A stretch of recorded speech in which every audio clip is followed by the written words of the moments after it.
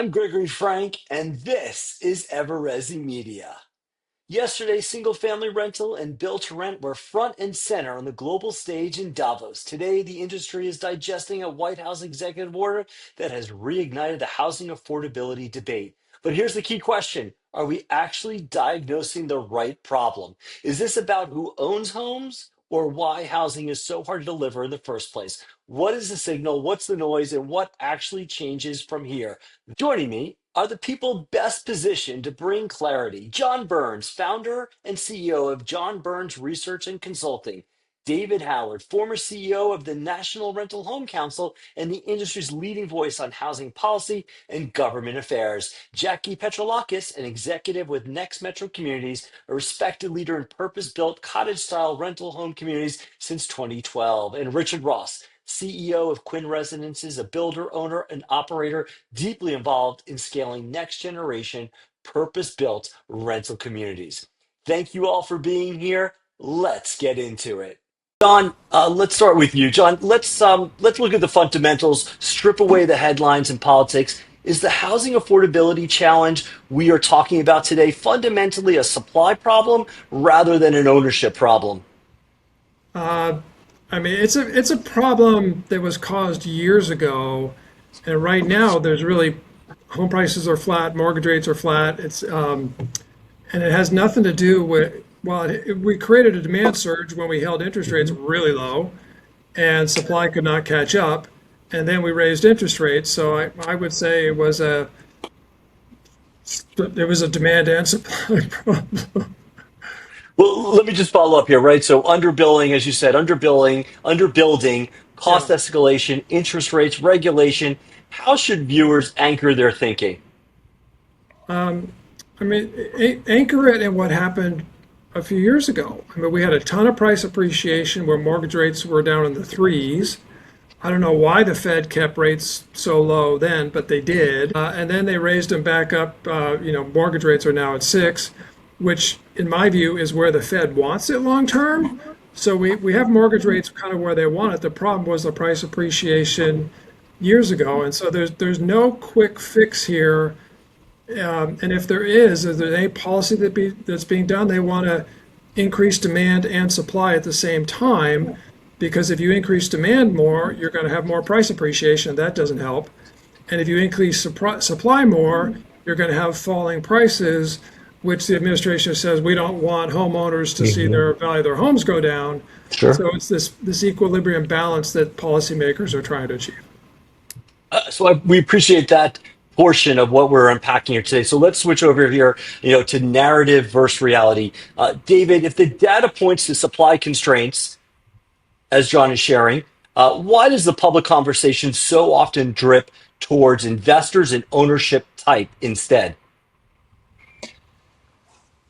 Well, I think to some extent, there is a light being shined on housing today that hasn't been there really in years. Certainly in the 20 plus years that I've been in Washington, D.C., I can't remember another time when housing has been such at the forefront of the national conversation. And I think to a large extent, that's a positive. I think that's good news. I think housing is so fundamentally important, not just to people's lives, but to the national economy, to local economies, for an awful lot of reasons that we can all talk about for hours and hours. And so I think there's this relatively newfound focus and emphasis on housing that has become really a really, really important part of the national conversation around a whole host of factors: where people want to live, how they want to live,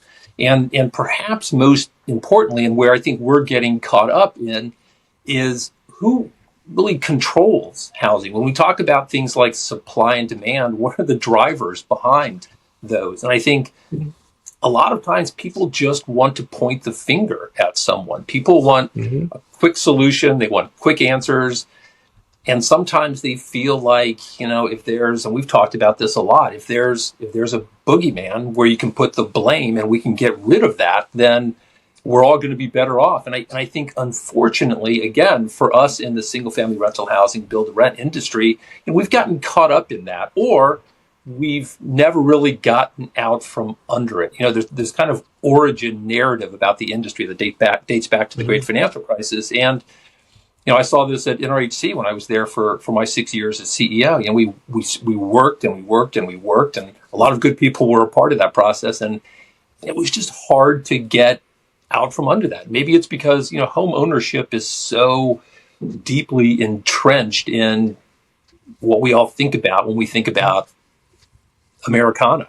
And so, I think there are some pretty powerful forces out there. And again, I think, in terms of this national argument, a lot of times, quote unquote, institutions, which is a term I don't like, are kind of on the other side of the table. Maybe now's the time to change all that. I think there's certainly an opportunity for sure. Look, I think large companies, institutions, call them whatever you want, have a very positive role to play in the housing market moving forward. I don't, and I know we're going to talk about this executive order and policies and things like that. Yep, we'll get specific. Yep. But I think there's a future here for large, sophisticated, well-capitalized companies in the housing conversation. Yeah, I would change the narrative to professional landlords and unprofessional landlords. Leave it at that. Definitely something to consider. Absolutely. David, let's just back up here as we talk about specifics. The order, as you mentioned, right, it talks about banning institutional buyers, but in practice, it looks more like guardrails around financing, antitrust, scrutiny, and future legislation. What is the real intent here? What's your gut telling you? Well, first of all, I think we all should understand what's really behind this, which is the president knows this is an issue that polls well.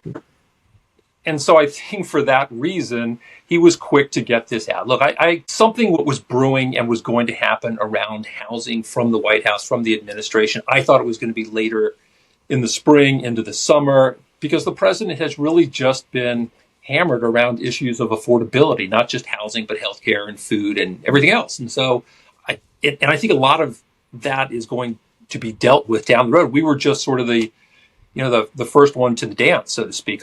In terms of the EO, there's not a lot of clarity. There wasn't much detail, make that any detail, in the Truth Social post on January the 7th. And we were expecting there to be more from Trump, from Davos this week. There really wasn't. There's not a lot in the EO itself that really talks about or explains what it is the White House wants to accomplish and how they're going to get there. It's interesting. The first time I read this executive order, I thought, oh my God, this is not going to be great. The more times I've read it, and I've read it a lot, it's less bad every time I read it, to a point. I mean, it's not great, but like I said, it's less bad and it gets less bad. We're still waiting on a lot of information. First and foremost, the Secretary of Treasury has to come out with definitions of institutional investor and single family. I think that's really, really important. And a lot of people aren't talking about that. The Secretary of the Treasury is going to tell us what the definition of an institutional investor is. Is it a company that owns 1,000 homes, 100 homes? If you listen to past comments by the Secretary, he actually has gone with a much lower threshold. He has talked about it being in the dozens. Is it 1 dozen? Is it 2 dozen? So I think he's going to come out with a very low threshold for what defines an institutional investor. And then I think the other really important thing in terms of looking at a definition is what they talk about when they describe a single family home. Are we talking about just single family detached? Are we talking about townhomes, duplexes, triplexes? Does manufactured housing come into the conversation? What about small unit multifamily? So I think those are going to be two really important issues to take a look at when the secretary comes out with his definitions within 30 days. And in terms of some other things that are in there, just quickly, things like, if you're doing business with the federal government, that's now off the table. But again, good news, bad news, there wasn't a lot of that happening. I mean, John knows this better than anybody. Back during the great financial crisis, coming out of the great financial crisis, that was a big part of the business. Working with HUD and some of the other agencies on bulk purchases, that's really not a big part of the business anymore. So the fact that you can no longer do business with the federal government is probably not the worst thing in the world. And Richard and Jackie can certainly talk more about that than I can. There's also not an explicit ban in the executive order. And I think a ban on purchases, that is. And I think that's an important thing for people to realize. That doesn't mean that companies are going to be allowed to make bulk purchases in the future like they have in the past, but there is no ban in this executive order. What it says is anytime a company wants to make a purchase at scale, that purchase, that transaction is going to have to be reviewed at a level where it wasn't reviewed before. Now, that could be very onerous and bureaucratic and painful, but again, the EEO doesn't explicitly ban purchases. And then lastly, I'll just say, and this is pretty obvious coming out of the executive order, I think build to rent is going to be a big winner coming out of this. I think there's a carve out for build to rent in the executive order. I think it's positive that from an optic standpoint that was included the way it was. There's still a lot of work to be done in terms of figuring out what this carve out is and how it will apply. But I think the fact that build to rent was called out the way it was is very positive for that industry, and I think there's a lot of runway ahead for build to rent. The build to rent model is for neighborhoods that are developed, operated under a single and financial structure that prohibits the sale of individual homes. But you talk about what's the purpose here. The purpose here is expanding housing choice and supply without competing or reducing opportunities for home ownership.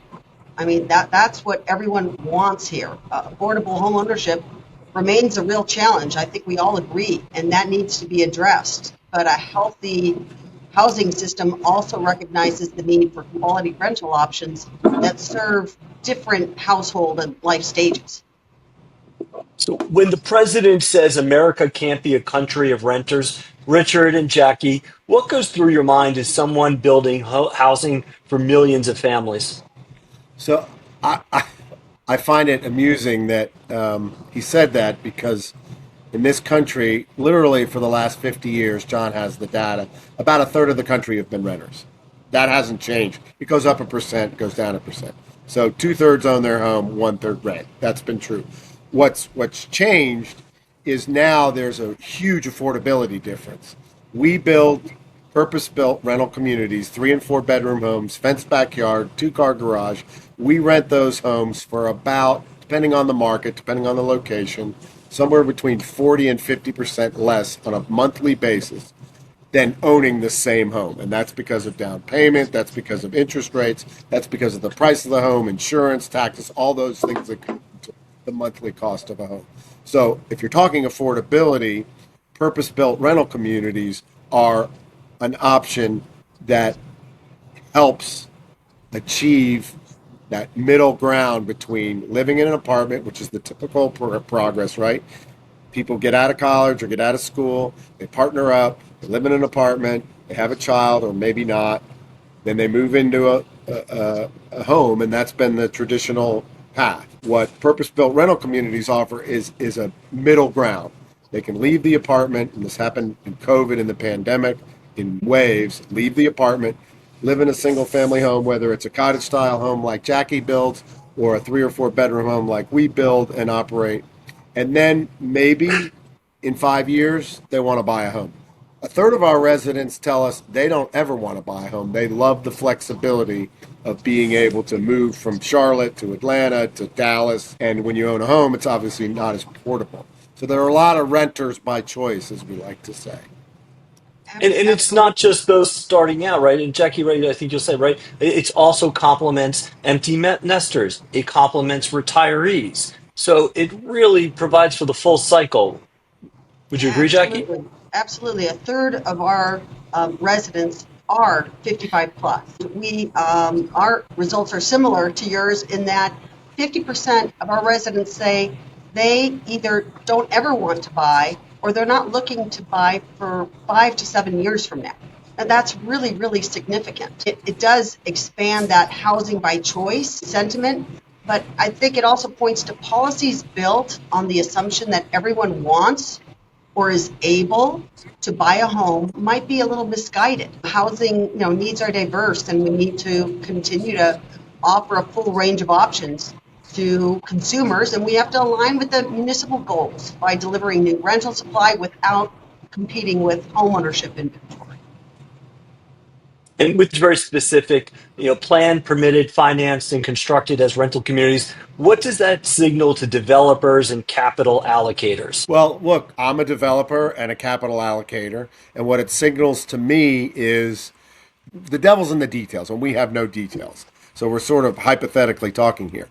But if you're going to allow us, people like Jackie, myself, and the others in this business, to build entire purpose communities for rent, that is only going to help the affordability.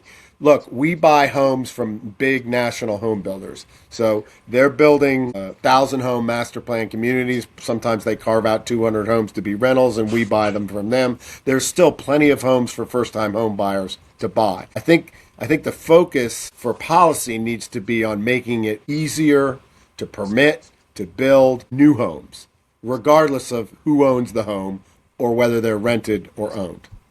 It's a supply problem, for sure. I mean, if you look at the statistics, we haven't built enough homes in this country. John, you have a number. Is it 3 million we're short or 1.6? Somewhere between 1 and 4 million short. And I think in 2025, there were 1.6 million households created, and we only built 1.2 million homes, so we're falling further behind. If you want to address affordability, you really need to find better ways to promote home building. How do we also begin to, the narrative evolve that these are two distinctly different sectors in rental housing, right? Scattered assets, SFR, build to rent, or rental communities, the BTR. Is this a moment right now? I mean, David, you've been working tirelessly on this for years now, walking the halls, not just in Washington, but at the local level. Is this a moment? Is this the moment that we've been waiting for? I would say yes. With Richard, I agree that we need to wait and get more information. We need to see what is next. We need to see how these definitions come out over the next 30 days. Over the next 60 days, there's going to be more information coming out in terms of a study and review that is going to take place that has to do with ownership characteristics and acquisition characteristics, things like that. So we just need to kind of wait and see what is going to be contained in whatever form this takes. The president in his EO did ask that Congress take this up and create legislation. And so that's going to be a very, very important part of the process. We're going to need to see what makes its way from the EO and everything that comes out of the EO into whatever bill that we end up seeing. And then we're going to have to wait and see where that bill goes. Does it come out as standalone legislation? Does it become language and a part of a bigger bill, whether a housing bill or a tax bill? And a lot of that's going to impact what ultimately happens. So, look, I'm optimistic about this. I think there's a pathway forward for the industry at large, for sure. I think sectors within the industry, broadly speaking, some sectors are going to do better than others. And I think, again, at the top of that list is build to rent. And, I will say, finally, it wasn't altogether a surprise that there was an emphasis on build to rent in the executive order. The president is a real estate person. He has good, smart financial people around him who understand real estate and understand business. They've been talking about supply. It's not news to them that we have a supply problem when it comes to housing. So it seems to me inconsistent that they would push for a ban on institutional purchases and not realize and acknowledge that the industry does have a role to play bringing new supply into the market through build to rent. Does the data support? Yeah, but I think that's a great question. I think you're right. This is an opportunity. So I think what plays so well politically was the thought of people in New York, people buying homes in everybody's neighborhood and competing with homeowners. That is a story of years ago that was basically during two periods, during the foreclosure crisis, which, by the way, they stopped home prices from falling by doing that. And then during early parts of COVID, when interest rates were so low that people just wanted a 5% yield and these guys could buy homes and provide a 5% or higher yield.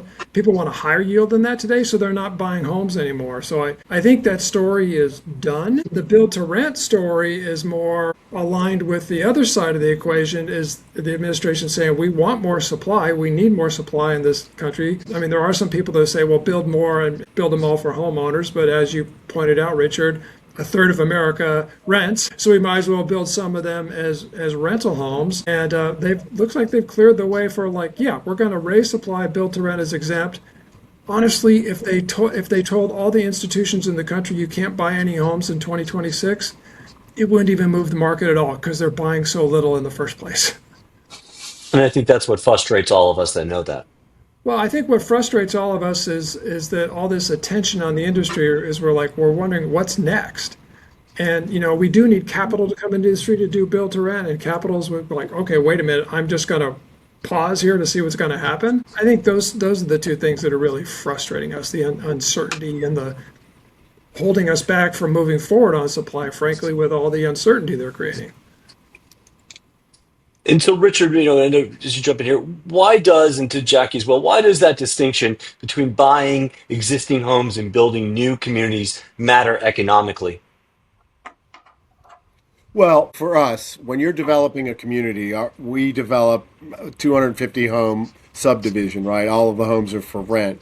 You're putting an enormous amount of capital to work. These are brand new homes. These aren't homes that are 25, 30 years old, which many of the scattered site owner operators, those homes are. And yes, they renovate those homes. They bring them up to code. They do improvements. But these are brand new homes.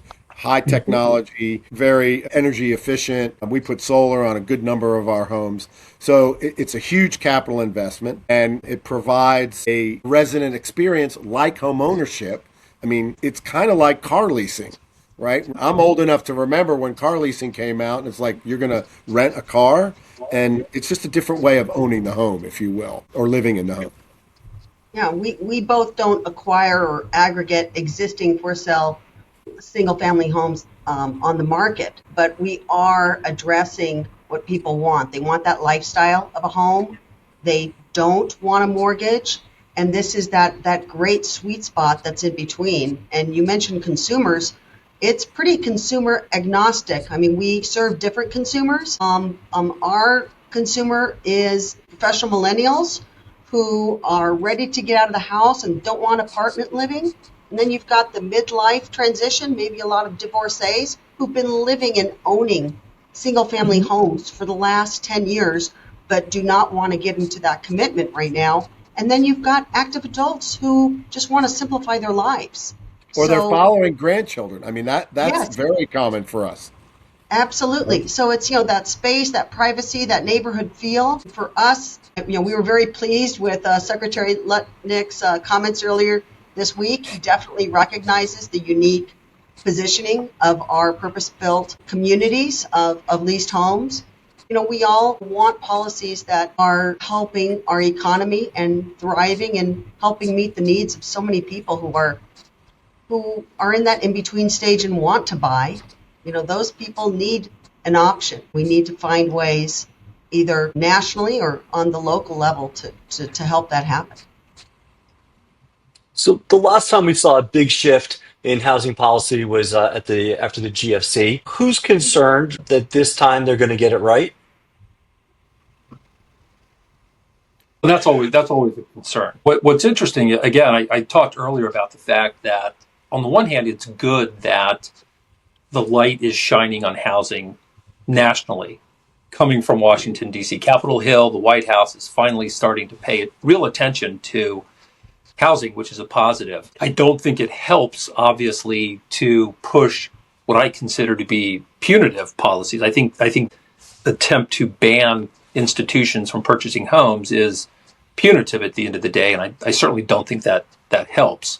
But again, I think the federal government has a role to play and can be a constructive force when it comes to housing. The other interesting question is, as it relates to this EO and some other policy issues around housing, what impact does that have at the state level? Because that's really where the real action is. And Jackie and Richard know this for sure. They live this, excuse the pun. But states really have the ability to impact an awful lot of what happens in terms of housing, whether it involves zoning or approvals, whether it has to do with trying to juice supply through certain policies, or in this case, whether it has to do with playing catch up with the federal government and looking at their own sorts of punitive policies. And we've kind of seen that. I mean, we've seen 15 states so far in 2026 introduce bills that are punitive toward the industry. And so that's something else that I think the industry is going to have to watch, what happens at the state level as a result of the White House's newfound focus on housing. As someone who runs a company that's invested close to $2 billion in single-family homes in the last 6 years, what would be helpful is for us owner-operator developers to understand the guardrails, because it's been a little murky over the last 15 years as to what the government's going to do or not do with institutional, if you will, or large owners of homes. So do policies like this accelerate the pivot we're already seeing towards build to rent or rental communities and private capital? It would seem so. I mean, again, the devil's in the details. I feel pretty certain that this is the big institutions that are targeted here that own scattered homes are going to now have to be net sellers. And it's not coincidence that all of them are getting into the build to rent. They're all building communities because Well, that is the future, if you will, and that is the way forward. And I think this is going to put some structure around that. I think they've learned a lot in the last 15 years, especially, the headwinds around shield time. John, definitions are set too broadly. Who actually feels the impact first? Large Wall Street firms or small and mid-sized operators? If you kind of look at history with these type of negotiations, the patient capital that's got big balance sheets usually end up winning, but they're the ones that are straight being targeted right now. If you read Trump's book from almost 40 years ago, this is how he negotiates. He said, "This is what I do. I do extreme out there asks so when we get a compromise, it's closer to what I want in the first place. I'm going to create the narrative. I'm going to put pressure on you. This is how I negotiate." And so just like, this is the way the guy negotiates. But at the end of the day, I believe almost all the time when the regulations get done, when Treasury gets done, they're going to listen to people like David. They're going to do something that makes common sense. They're not going to throw housing under the bus. I think even in his book, he said a similar thing, like the right thing gets done at the end of the day, but this is how it starts. And we're just kind of overreacting to the way he wants. The capital is following the demand, and that's what we're doing. We're meeting demand, right? We're adding net new rental supply, but it's at the end of the day, it's housing. And that's what capital wants to serve is, what do consumers want? Where are the choices being made? And I believe capital has increased its interest in the rental housing market, and it's going to increasingly do so. If you look at the single family rental market in the country, there's 14 million rental homes. Way back in 2006, there was 11 million. So even before all of this, there was a lot. And we weren't building anything new for rent. Yet there's about twice as many apartments out there. We're building 400,000 new apartments every single year. Just using the simple math here, we should be building about 150,000 new rental homes every year just to provide those who want something new and can pay a little extra for it and to get more supply into the market an opportunity to rent something new. It's that simple. And I think capital sees that and like there is a long tailwind here for building new rental communities. All of you are on the forefront of this for many, many years. So as we go around the room here, what type of policy have you been waiting for? Do you think actually helps unlock supply, and what tends to sound good but backfires? I've been asked by board members at some of the GSEs and others, like, how can we increase supply? So even Hmm. mortgage companies want more supply. There's not a great short-term solution here because supply permits are granted locally. So good luck with the short-term solution there. I think the longer-term solution is the federal government owns a lot of land. And the Bureau of Land Management owns a lot of land. Some of it's pretty well located on the outskirts of town. Hey, let's build some new cities. That is not going to solve the supply problem over the next 3 years, but you see smart companies doing that. And I actually was wondering if the current administration is very business-oriented, would play the master plan community developer role and take a profit participation just like the private capital does. That would make a lot of sense to me, but it's not something that would move the needle in 2026. We welcome the JV, John. We're up for it. I mean, we just issued our list of the top master plans in the country. Look at who the owners are and do the math on the net worth of those owners. And these are mostly local groups. It's a great long-term play. And you hit on something really important, and that is we're talking national policy and then statewide policy. Clearly, the impact is local municipalities. There are a growing number of municipalities that believe that they are helping the situation by constraining multifamily development, rental home neighborhood development, which is short-sighted. They don't realize how these neighborhoods meaningfully expand housing options. Could be very impactful in making a difference. There's one fact that they're not paying attention to. There are people in all these areas who are buying homes as investments, and that is a problem. It's not this group, it's the people that are fixing and flipping homes. Yeah. You know, they're not institutions, they're mostly local people who are buying a $200,000 home that needs repair and fixing it up and selling it for $350,000. That's who the investors are right now, not Wall Street. I think it's about 7%. We figured out about 7% of all the homes in the country are flipped these days. Huh. I get that question a lot. You know, what can the federal government do? Short of the federal government snapping their fingers and fixing the zoning issue, I mean, John's absolutely right. Those decisions are made locally, and perhaps they should be for a lot of reasons.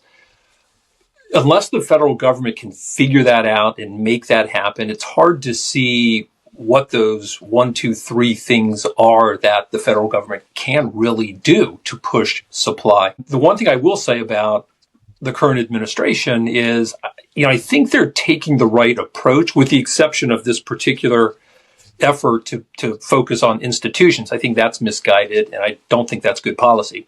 I think they're taking what I call a Christmas tree approach, which is there are going to be a lot of ornaments in the box. Some of them will make it onto the tree and some of them won't. There are going to be a lot of ideas thrown out there. And we've already seen, in addition to the ban, the 50-year mortgage. We've seen, Trump directed Freddie and Fannie to buy $200 billion of mortgage bonds. There's now a proposal out there somewhere to allow folks to dip into their 401ks to use as a down payment. So I think there's going to be more coming. And so I think he's taking this approach really just to come up with a range of things that might work. And I think that's probably the right approach for the federal government. Yeah, and with the new Fed chair, they can impact interest rates, and lower interest rates will increase demand. But be careful what you wish for, because if home prices go up too, it's not going to improve affordability. So they need to increase supply at the same time if they're going to increase demand. Yeah. And you talk about interest rates. What we have seen over time is that whether the interest rates are at all-time lows or at all-time highs, in terms of rental housing demand, it's strong. It's almost agnostic to the interest rates. It's the consumer preference at play here and their time in their life stage of when they're ready to buy. The affordability issue was an issue when interest rates were low, and they're continue to be an issue. So as we look at the big picture here, one, what can the audience do? Those that are tuning in, they're investors in this space, boutique and entrepreneurial mom and pop owner operators. What can folks do at the moment? I mean, I think it just helps to know the facts. And I think the bigger thing is kind of what I said earlier about the whole, this is the way he negotiates. So, let's know this is the way things happen. And the real lobbying needs to be done at the local level. So everybody just needs to spread the word locally, but I've done a fair amount of that, and I got to tell you, there's a lot of people out there that just if you don't say something that's 100% backed by fact or has an element of truth, or people don't want to really own a home today, you completely discredit everything else. So We're grateful for Richard. He was joining us from overseas, and it looks like he got impacted somehow. So, Richard, we appreciate you joining. This was a critical conversation at a time when the industry is seeking insight and trying to make sense of what comes next. You've all provided clarity, optimism, and a clear takeaway. We're going to be okay. But to David's point, there's still a lot we don't know yet, and that's exactly why it's critical that we come together, keep communicating, and stay engaged. I hope you'll all come back, and I hope you'll all come back real soon. John Burns, David Howard, Jackie Petrolakis, Richard Ross, thank you again for your clarity, your leadership, and thank you for all of you for joining us. This is EverResi Media, and we are building the world's largest SFR BTR community.